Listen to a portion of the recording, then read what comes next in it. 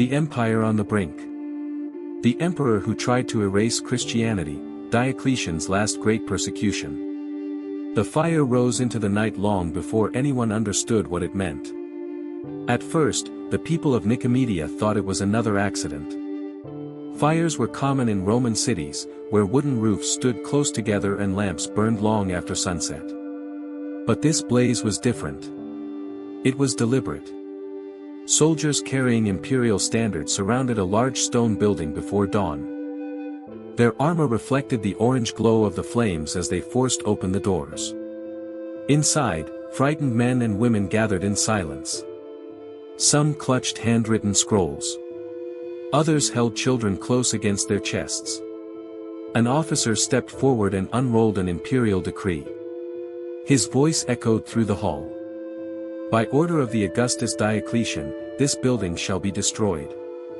All sacred writings are to be surrendered. Every gathering of Christians is hereby forbidden. The silence that followed felt heavier than the smoke. No one fought back. One elderly man quietly knelt beside a wooden chest filled with manuscripts copied by hand over decades. Every page represented months of work. Every word had survived generations. He placed his hand on the lid. The soldiers tore it away. Minutes later the manuscripts burned beside the walls of the church. Thousands of pages disappeared into ash before sunrise. This was only the beginning. Across an empire stretching from the Atlantic Ocean to the deserts of Syria, identical orders arrived almost simultaneously. Churches were demolished. Scriptures were burned. Clergy were arrested. Ordinary citizens suddenly became enemies of the state simply because of what they believed. It became the largest persecution of Christians in Roman history. Ironically, it would also become the beginning of one of the greatest transformations the Roman Empire had ever experienced. But to understand why one of Rome's strongest emperors believed an entire religion had to disappear, we first have to travel back to a time when Rome itself seemed destined to collapse. Nearly 30 years before the first church was destroyed, very few people believed the Roman Empire would survive another century. For generations Rome had appeared unstoppable. Its roads crossed continents. Its armies defeated kingdoms that once seemed invincible. Its laws shaped the lives of tens of millions. Its emperors claimed they ruled by the favor of the gods themselves. Yet beneath that magnificent image, cracks had begun spreading everywhere. The 3rd century became one of the darkest periods in Roman history. Today historians simply call it the crisis of the 3rd century. To the people living through it, it felt like the end of the world. The disasters came one after another. Emperors rarely died peacefully. Instead they were murdered by their own guards, betrayed by ambitious generals, or overthrown before they had even learned the names of everyone in the imperial court. Some ruled for only a few months. Others never even reached Rome before another rebellion began. Entire armies declared their own commanders emperor. Several different men claimed the throne at exactly the same time. The empire no longer had one ruler. Sometimes it had 3. Sometimes 4. Sometimes even more. Civil wars became almost routine. Roman soldiers who should have defended the borders instead slaughtered each other over the imperial crown. Every victory weakened Rome a little more. Meanwhile, enemies watched patiently. Germanic tribes crossed the Rhine. The Goths raided the Balkans. The Persians attacked from the east with increasing confidence. Roman frontier towns that had stood safely for centuries suddenly found themselves abandoned. Families fled south carrying whatever possessions they could fit onto wagons. Fields remained unharvested. Trade routes disappeared. Merchants stopped traveling. Pirates controlled coastlines that had once belonged entirely to Rome. The economy began collapsing under its own weight. Coins became almost worthless. To pay for endless wars, emperors repeatedly reduced the silver content inside Roman currency. At first people barely noticed. Eventually everyone did. Prices exploded. Bread became more expensive every month. Workers demanded higher wages. Farmers refused to sell grain for coins they no longer trusted. Inflation spread across the empire like a disease. Even successful merchants struggled to know what anything was worth. For ordinary families, survival became uncertain. Taxes increased. Food became scarce. Bandits filled roads that had once been protected by Roman law. Many people wondered whether the gods had abandoned Rome altogether. The empire that had conquered the Mediterranean now seemed incapable of governing itself. Then disease arrived. Historians still debate exactly which illness swept through the empire, but its consequences are beyond dispute. Cities emptied. Entire villages disappeared. Legions lost thousands of soldiers without fighting a single battle. There were not enough workers to harvest crops. Not enough recruits to defend the borders. Not enough taxpayers to support the government. Rome was bleeding from every direction at once. Every solution seemed temporary. Every victory was followed by another disaster. Many believed the empire had entered its final chapter. They were wrong. Far from the capital, on Rome's troubled frontiers, a soldier was quietly building the reputation that would eventually change everything. His name was Diocles. He was not born into one of Rome's great aristocratic families. He inherited no famous title. No enormous fortune waited for him. Unlike many previous emperors, his future depended almost entirely upon discipline, intelligence, and military skill. Very little is known about his childhood. Most historians believe he was born around the year 244 in the Roman province of Dalmatia, along the eastern coast of the Adriatic Sea. His origins were remarkably humble compared to the men who usually occupied the imperial throne. Some ancient writers even suggested his father had once been a freed slave. Whether that story was true or not, one thing was certain. Diocles understood hardship long before he understood power. He entered the Roman army while still young. There he learned the only language the collapsing empire still respected: strength. Roman officers quickly noticed him. He remained calm under pressure. He understood logistics. He earned the loyalty of soldiers rather than demanding it. Promotion followed promotion. Campaign after campaign hardened him into one of Rome's most capable commanders. While emperors rose and fell with astonishing speed, Diocles simply kept serving. Watching. Learning. Waiting. He saw firsthand how political ambition destroyed armies. He watched generals waste thousands of lives chasing personal glory. He learned that Rome's greatest enemy was no longer always beyond its borders. Sometimes it sat inside the imperial palace. Sometimes it marched beneath Roman standards. By the early 280s, Diocles had become one of the empire's senior military officers. Then fate intervened. In 284 AD, Emperor Numerian died suddenly during a military campaign in the east. The circumstances remain one of history's great mysteries. Some claimed illness. Others whispered murder. When officials finally opened the imperial carriage, they discovered the emperor's body already decomposing. The empire immediately faced another succession crisis. Suspicion spread through the army. Someone had to answer for the emperor's death. Diocles stepped before thousands of assembled soldiers. According to ancient sources, he raised his sword toward the sky and publicly accused the Praetorian prefect Aper of murdering Numerian. Before anyone could react, Diocles drew his weapon and struck Aper down himself. The message could not have been clearer. Justice had been delivered. Leadership had emerged. The army proclaimed Diocles emperor. From that moment, he became Diocletian. Unlike many rulers before him, Diocletian did not believe Rome needed another heroic conqueror. He believed Rome needed rebuilding from its foundations. And that meant changing almost everything. The Empire reborn. The rise of Diocletian and the road to the Great Persecution. For many Roman emperors, being proclaimed by the army was the easiest part of ruling. Staying alive afterward was another matter entirely.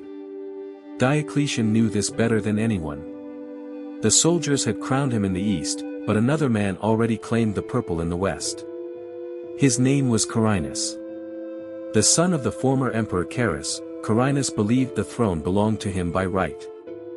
He commanded experienced legions and controlled much of the western half of the empire. To him, Diocletian was not a legitimate emperor, he was simply another ambitious general. Rome was once again heading toward civil war. Neither man could afford to lose. For Diocletian, defeat meant execution. For the empire, another civil war could be the final blow. In the spring of 285 AD, the two armies met along the banks of the Margus River in modern-day Serbia. Thousands of Roman soldiers stared across the battlefield at men wearing the same armor. The same shields. The same eagle standards.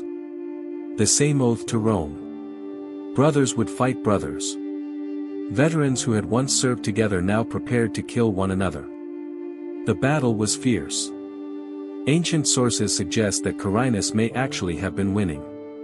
His troops pushed forward with confidence, forcing Diocletian's lines to bend under relentless pressure.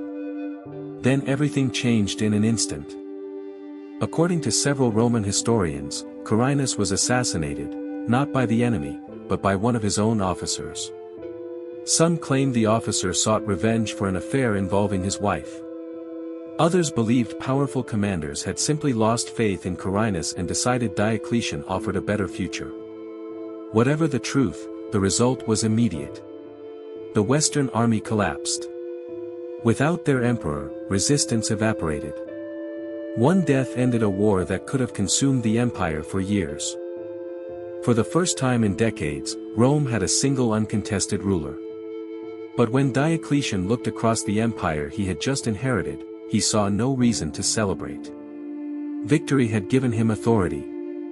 It had not solved Rome's problems.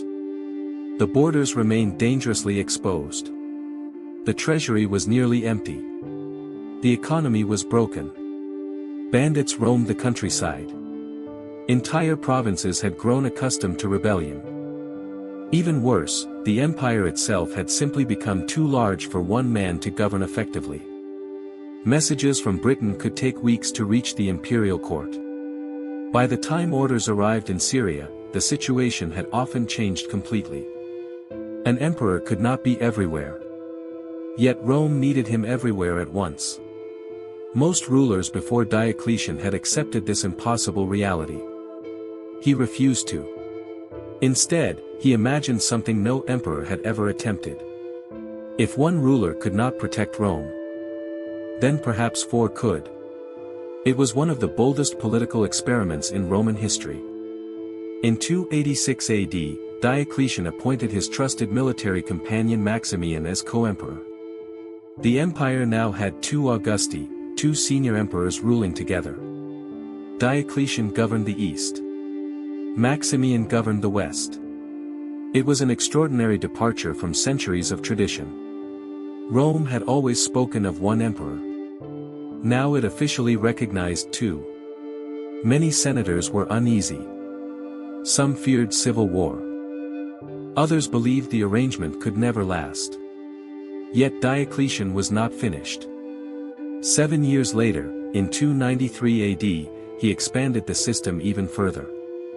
Each Augustus selected a younger partner and designated successor, known as a Caesar. Diocletian chose Galerius. Maximian chose Constantius Chlorus. Together they formed what became known as the Tetrarchy, the rule of four. For the first time in Roman history, four emperors governed one empire. Each ruled a different region. Each commanded armies close to threatened frontiers. Each could respond immediately to invasions without waiting months for instructions. It was not merely a political reform. It was an entirely new vision of empire. The results were astonishing. Almost immediately, Rome became more stable. Germanic invasions were repelled. Persian offensives were contained. Rebellions were crushed before they spread. Piracy declined. Roads became safer. Merchants returned to long-abandoned trade routes. For ordinary citizens, daily life slowly began to improve. After decades of fear, people finally began believing the empire might survive. But Diocletian understood that military victories alone would never guarantee Rome's future. The empire also needed order. Everywhere he looked, he saw chaos. Tax systems varied wildly from province to province. Some regions paid far more than others. Corruption flourished. Officials manipulated census records. Powerful landowners hid their wealth while poor farmers carried increasing burdens. Diocletian launched sweeping reforms. The empire was divided into smaller provinces, making them easier to govern. New administrative offices were created. Governors lost control over military forces, reducing the likelihood of rebellion. Taxes became more systematic. A massive census attempted to measure population, land, and agricultural production with unprecedented accuracy. The bureaucracy expanded dramatically. For many Romans, government became more visible than ever before. Not everyone welcomed these changes. Some complained that the empire now employed more officials than soldiers. Others argued that taxes had become unbearable. Yet Diocletian believed harsh measures were preferable to collapse. Then came inflation. It remained one of Rome's greatest threats. Prices continued rising despite military success. Merchants charged whatever they wished. Speculation spread through marketplaces. Food shortages fueled panic buying. To stop the crisis, Diocletian introduced one of history's most ambitious economic experiments. In 301 AD, he issued the Edict on Maximum Prices. The decree listed the maximum legal price for more than 1,000 different goods and services. Grain, wine, olive oil, meat, clothing, transport. Even wages for teachers, laborers, and lawyers. The government believed prices could simply be controlled by law. Reality proved far more complicated. Many merchants refused to sell their goods at the official prices. Others hid products from the market. Black markets appeared almost immediately. In some cities, officials executed traders accused of violating the edict. Fear spread. Commerce slowed. Eventually, the law became nearly impossible to enforce. It quietly faded into irrelevance. Even Rome's most powerful emperor could not command the economy as easily as he commanded an army. Yet despite these failures, one remarkable fact remained undeniable. The empire was no longer falling apart. The frontiers held. The government functioned. The army obeyed. For millions of Romans, Diocletian truly appeared to be the man who had saved civilization. His authority became almost sacred. He abandoned the old image of the emperor as merely the first citizen. Instead, he presented himself as a ruler chosen by the gods. Subjects no longer approached him casually. Visitors entering the imperial court performed deep prostrations before him. Magnificent robes replaced simple military cloaks. Gold, jewels, and elaborate ceremonies surrounded every public appearance. Distance created awe. Awe created obedience. At least, that was the plan. Because in Diocletian's mind, Rome's strength depended upon more than armies and laws. It depended upon unity. One empire. One government. One divine order. Anything that threatened that unity, even quietly, could eventually threaten everything he had spent 2 decades rebuilding. And somewhere within the cities he had saved, a rapidly growing community refused to participate in Rome's oldest religious traditions. They would not sacrifice to Jupiter. They would not burn incense before the emperor's image. They insisted there was only one true God. To many Romans, they seemed strange. To some officials, they seemed stubborn. To Galerius, they seemed dangerous. Soon, one question would reach the imperial palace. Could an empire rebuilt in the name of the Roman god survive while millions of its people worshipped someone else? The answer Diocletian eventually gave would change history forever. The Great Persecution. When Rome declared war on a faith, the palace was silent. Not the peaceful silence of an empire at rest. The uneasy silence that comes before a storm. It was the winter of 302 AD. For nearly 20 years, Diocletian had done what many believed impossible. He had rescued the Roman Empire from collapse. The frontiers were stronger. The economy, though still fragile, had stabilized. The armies once again feared their commanders more than their enemies. The tetrarchy appeared to work. Rome was stronger than it had been in generations. Yet inside the imperial palace at Nicomedia, another problem had begun to consume the emperor's attention. It was not Persia. It was not the Goths. It was not rebellion. It was a religion. Christianity. 3 centuries earlier, it had begun with a handful of followers in a distant Roman province called Judea. Few Roman officials had paid it much attention. To them it seemed like just another small Eastern cult. The empire tolerated hundreds of religions. As long as people paid taxes, obeyed Roman law, and acknowledged the authority of the emperor, Rome usually cared very little whom they worshipped. But Christianity was different. Christians refused to offer sacrifices to the Roman gods. They refused to burn incense before statues of the emperor. Many would rather die than perform a ritual they believed dishonored their god. To Roman officials, this was more than religious stubbornness. Religion in Rome was deeply connected to the survival of the state. The gods protected the empire. The emperor ruled with divine favor. Public sacrifices were not simply acts of worship. They were demonstrations of loyalty. If citizens refused to participate, some feared they endangered everyone. Crop failures. Military defeats. Earthquakes. Plagues. Many Romans believed these disasters occurred when the gods became angry. And if millions of Christians rejected the ancient gods? What if Rome's recent disasters had been their punishment? These fears spread slowly through the imperial court. No one encouraged them more than Galerius. The Caesar of the East was everything Diocletian admired in a soldier. Disciplined.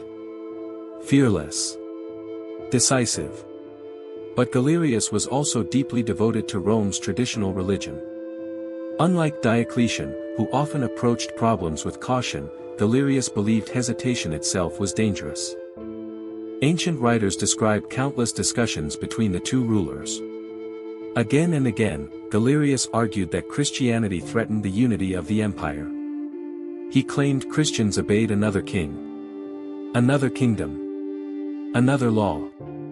How, he asked, could such people truly remain loyal to Rome? Diocletian was not immediately convinced. For years he had largely ignored Christianity. Earlier persecutions under emperors like Decius and Valerian had failed to destroy it. Why would another succeed? Still, the emperor listened. And events soon pushed him toward a decision.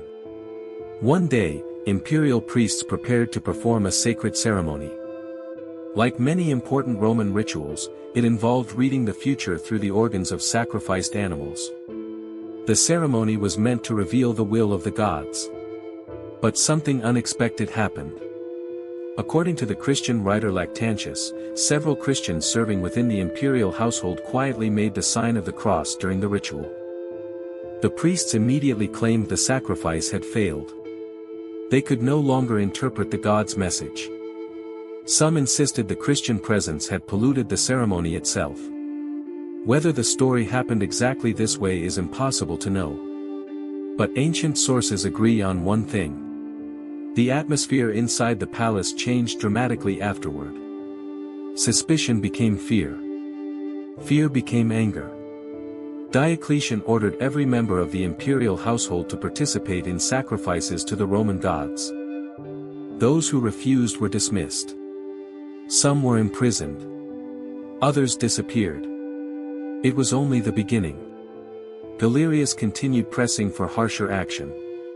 Still uncertain, Diocletian reportedly sought guidance from one of the empire's most respected pagan oracles, the Temple of Apollo at Didyma. The response seemed to confirm their worst fears. The oracle declared that the presence of the righteous prevented the gods from speaking clearly. Many interpreted those mysterious words as referring to Christians. For Diocletian, it was enough. Early in 303 AD, the emperor made one of the most consequential decisions of his reign. Christianity would no longer be tolerated. It would be erased. Before sunrise on February 23, the order was carried out. The date was chosen deliberately. It was the Roman festival of Terminalia, dedicated to Terminus, the god of boundaries. To the emperor, it symbolized the end of something. To Christians, it marked the beginning of years of unimaginable suffering. Soldiers marched through the streets of Nicomedia. Their destination was the city's largest church. It stood not far from the imperial palace itself. A visible reminder that Christianity had spread even into the heart of imperial power. The doors were broken open. Sacred books were dragged outside. Furniture was smashed. The building was stripped of everything valuable. Then it was demolished.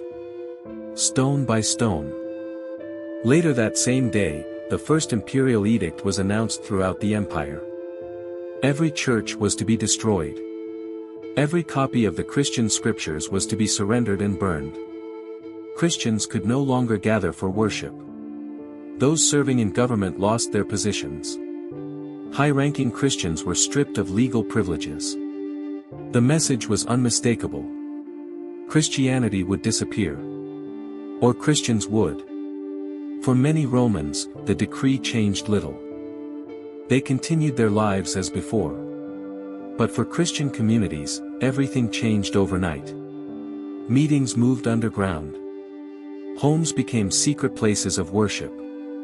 Families buried sacred writings beneath floors, inside walls, or in caves outside the cities. Some bishops ordered manuscripts hidden in remote villages. Others refused to surrender a single page. Roman soldiers searched relentlessly. Every discovered church became another pile of rubble. Every confiscated manuscript disappeared into flames. Some believers broke under pressure. Fear overcame conviction. To save their families, they handed over copies of the scriptures. Later generations would call them traditors, those who had handed sacred things over. The word itself would become one of the deepest insults in early Christian history. Others refused. No matter the cost. One of the first was Bishop Anthimus of Nicomedia. He refused to abandon his congregation. He refused to deny his faith. He was arrested. Soon afterward, he was executed. His death was only the beginning. More edicts followed. The second demanded the arrest of clergy across the empire. The third offered freedom only if prisoners sacrificed to the Roman gods. The fourth went even further. Every man, every woman, every child was required to sacrifice. No exceptions. Entire cities suddenly found themselves standing in long lines before Roman altars. Officials watched carefully. Each citizen had to burn incense and receive a certificate proving compliance. Without it, suspicion followed. Some Christians quietly fled into deserts and mountains. Others hid among sympathetic neighbors. Many stayed, knowing exactly what awaited them. Prisons filled faster than they could be emptied. Ancient writers describe overcrowded cells where bishops, priests, merchants, soldiers, farmers, and slaves sat side by side. Not because they had committed crimes, but because they refused to speak a few words before a Roman altar. Some were tortured. Some were sent to mines where survival itself became nearly impossible. Others were publicly executed as warnings. Yet something unexpected happened. The more Rome punished Christians, the more Christianity seemed to grow. Crowds gathered not only to watch executions, but to witness extraordinary courage. Roman officials expected fear. Instead, many prisoners faced death with astonishing calm. Their composure confused even hardened soldiers. Some executioners reportedly hesitated. Some spectators left asking questions they had never considered before. Who were these people? What kind of faith allowed ordinary men and women to face death without hatred? Without panic? Without surrender? Diocletian believed he was defending Rome. He never realized he might be creating Christianity's greatest advertisement. By the end of 303 AD, the persecution had spread across nearly the entire empire. But it was far from equal. In the western provinces ruled by Constantius Chlorus, enforcement remained relatively restrained. Some churches were demolished. Yet large-scale executions were uncommon. In the east, where Galerius held enormous influence, the persecution became relentless. Entire communities disappeared. Ancient cities echoed with the sound of marching soldiers instead of church bells. No one knew how long it would last. No one imagined that, within only a few years, the very emperors who ordered these persecutions would lose control of the empire they had fought so hard to preserve. Because while Christians struggled to survive, a different crisis was already forming inside the imperial palace itself. And it would soon destroy the political system Diocletian had spent 20 years building. The sign in the sky. The fall of the Tetrarchy and the triumph of Christianity.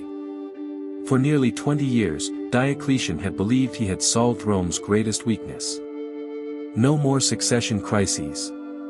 No more civil wars. No more generals fighting over the throne. The Tetrarchy was designed to prevent exactly that. 4 emperors. 4 regions. 1 empire. Each ruler would eventually retire peacefully, allowing the next generation to take power without bloodshed. On paper, it was brilliant. In reality, it depended entirely on one man. Diocletian himself. On May 1, 305 AD, something happened that no Roman emperor had willingly done before. Standing before soldiers and officials in Nicomedia, Diocletian removed the imperial purple cloak from his shoulders. The crowd watched in stunned silence. For 20 years, this man had ruled the largest empire on earth. Now, he was walking away. At almost the exact same moment, hundreds of miles to the west, Maximian also abdicated. The 2 Augusti retired together. Galerius became the senior emperor of the East. Constantius Chlorus became the senior emperor of the West. 2 new Caesars were appointed. Everything appeared to unfold exactly as Diocletian had planned. History would soon prove otherwise. Almost immediately, ambition returned. The sons of the retired emperors had expected to inherit power. Instead, they were ignored. One of them was Constantine, the brilliant and charismatic son of Constantius Chlorus. The other was Maxentius, the son of Maximian. Neither accepted being excluded. Both believed the throne belonged to them. The carefully balanced political system that Diocletian had spent decades constructing began to crack. Then, in 306 AD, Constantius Chlorus died while campaigning in Britain. His soldiers wasted no time. Without waiting for permission from Galerius, they proclaimed Constantine emperor. Galerius was furious. The Tetrarchy had been built upon controlled succession. Now the army had chosen its own ruler once again. Exactly the problem Diocletian had tried to eliminate. Within months, another claimant appeared. Maxentius seized Rome itself. Soon there were multiple emperors again. All claiming legitimacy. All commanding armies. All preparing for war. The empire that Diocletian had saved was sliding back toward civil conflict. While emperors fought each other, the persecution continued. Galerius remained determined to eradicate Christianity. Thousands more believers were imprisoned. Others disappeared into mines. Many died in public executions. Yet the results were impossible to ignore. Christian communities still existed. In many places, they had become even stronger. The policy had failed. Years of violence had not destroyed Christianity. They had only created countless martyrs whose stories spread throughout the empire. Then fate intervened once more. Around 310 AD, Galerius became gravely ill. Ancient writers describe unbearable pain, ulcers, internal disease, a slow, agonizing decline. Christian authors believed it was divine punishment. Modern historians cannot know the exact cause. But everyone agreed on one fact. Galerius knew he was dying. Then, something extraordinary happened. The very man who had pushed hardest for persecution completely reversed course. In April of 311 AD, Galerius issued the Edict of Toleration. It admitted that the persecution had failed. Christians were allowed to gather again. They could rebuild their churches. They were even asked to pray. For the safety of the emperor. For the safety of Rome. Only days later, Galerius died. 8 years of persecution had accomplished almost nothing. But the empire was still divided. Two men now stood above all others: Constantine and Maxentius. Their conflict would decide who ruled the Western Roman Empire. It would also change world history forever. In October of 312 AD, Constantine marched toward Rome. His army was significantly smaller. Historians estimate he commanded around 40,000 men. Maxentius possessed perhaps twice that number. He also controlled Rome itself. Its walls. Its supplies. Its prestige. Logic suggested Constantine should lose. Instead, according to Christian writers, something happened that no one expected. The evening before the decisive battle, Constantine looked toward the sky. There, above the setting sun, he supposedly saw a strange symbol. The Greek letters Chi and Rho. The first letters of the name, Christ. Beside them appeared words that history would never forget. In this sign, conquer. That night, Constantine reportedly dreamed that Christ instructed him to place the symbol upon the shields of his soldiers. Whether the event happened exactly as described remains debated by historians. Some believe it was genuine. Others think it became legendary over time. What cannot be disputed is that Constantine believed the experience mattered. The next morning, his soldiers marched carrying an unfamiliar emblem. Not Jupiter. Not Mars. Not the Roman eagle alone. But the symbol of Christ. On October 28, 312 AD, the two armies met outside Rome at the Milvian Bridge.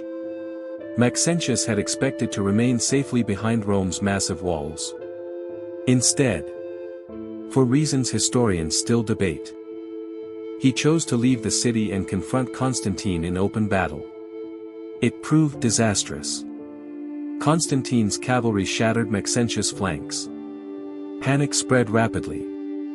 Thousands of soldiers rushed back toward the narrow bridge crossing the Tiber River. The temporary pontoon bridge collapsed beneath the weight of fleeing men. Armor became a death sentence. Soldiers sank into the river. Horses screamed. Standards disappeared beneath the water. Among the dead was Maxentius himself. His body was recovered downstream. His head was later carried into Rome as proof that the war had ended. Constantine entered the Eternal City. Not as a usurper, but as its new master.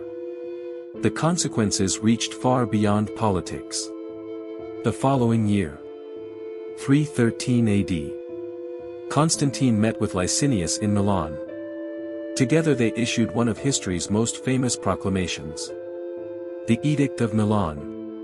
Every religion within the empire would now be legal. Christians could worship openly. Confiscated church property would be returned. No one would be punished simply for their faith. For Christians, it was almost impossible to believe. Only a decade earlier, owning a copy of the scriptures could lead to execution. Now, the emperor himself protected their right to worship. The empire had changed forever. Diocletian lived long enough to witness these events from retirement.